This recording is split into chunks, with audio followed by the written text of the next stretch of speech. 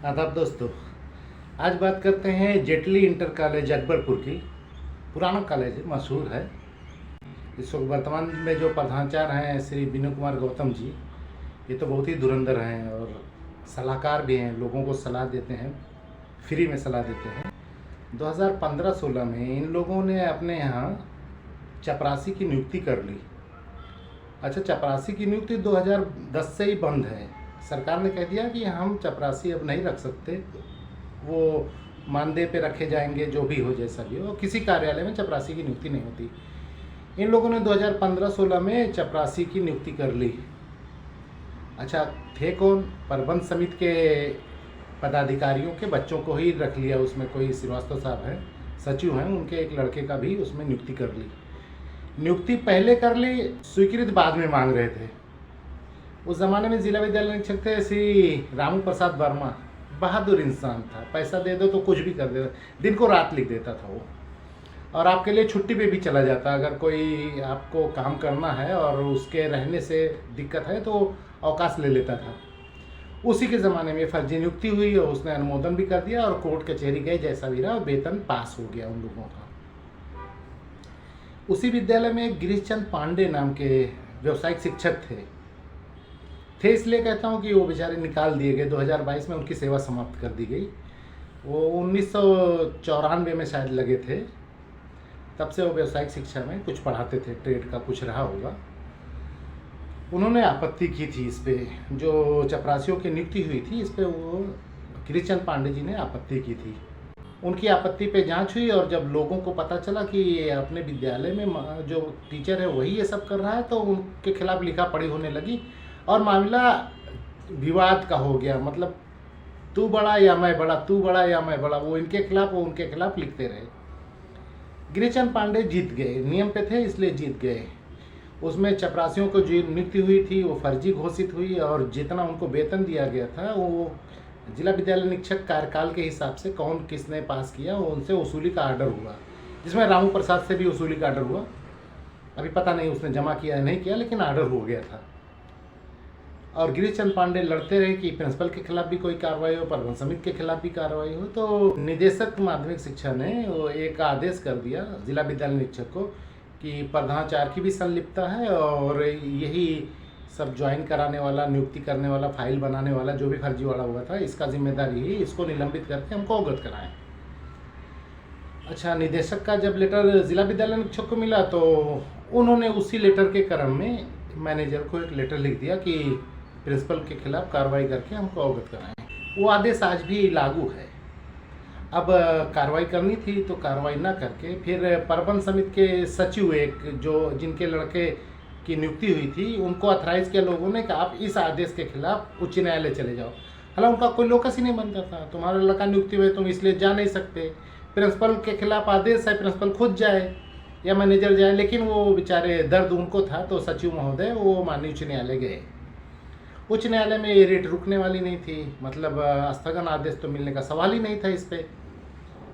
तो उनके वकील ज़्यादा लड़े और एक साइडेड था, तो जज ने एक्सेप्ट कर लिया फाइल को और कहा कि ठीक है, इसमें जवाब मांग लेते हैं कि निदेशक ने क्या ऑर्डर किया, जिला विद्यालय निरीक्षक ने क्या ऑर्डर किया, प्रकरण क्या है।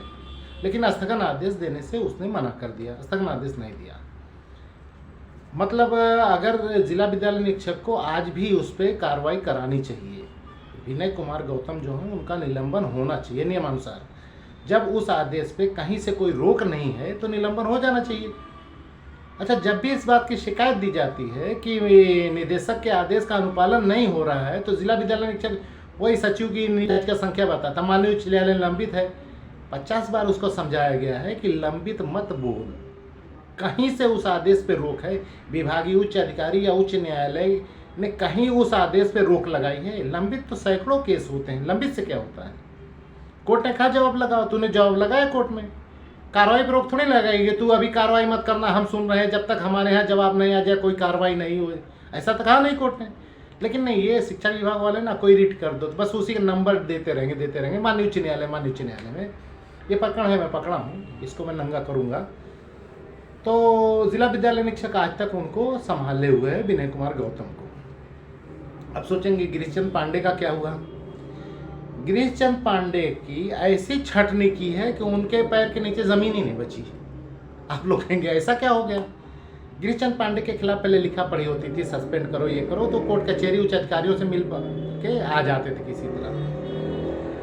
इस बार उन लोगों ने ऐसा किया कि अपने यहाँ व्यावसायिक शिक्षा में छात्रों का एडमिशन ही नहीं लिया और फिर इनसे कहा कि छात्र हैं नहीं इसलिए आपकी ज़रूरत नहीं, जब छात्र होंगे तो आप आ जाइएगा, ये कह के थोड़ा सा साइड से निकाले। उसके बाद इनको इनकी सेवा समाप्ति कर दी। अच्छा, ये हो सकता है कोर्ट कचहरी से आ जाते। फिर उन्होंने अपने यहाँ व्यावसायिक शिक्षा की पढ़ाई बंद कर दी। तो पढ़ाई तो बंद नहीं कर सकते क्योंकि ये राष्ट्रीय शिक्षा नीति में ट्रेड की शिक्षा अनिवार्य है, ये ऐसा नहीं कर सकता। और मोदी जी के यहाँ तो स्किल इंडिया चल रहा है तो इसमें ज़रूरी है। अब वो सोच रहे थे कि कहीं कोर्ट कचहरी से आ न जाए, तो उन्होंने जो 1989 में भवन बना था व्यावसायिक शिक्षा का भवन, उस पर बोर्ड भी लगा है, उसको ख़त्म करके उन्होंने कह दिया विज्ञान भवन।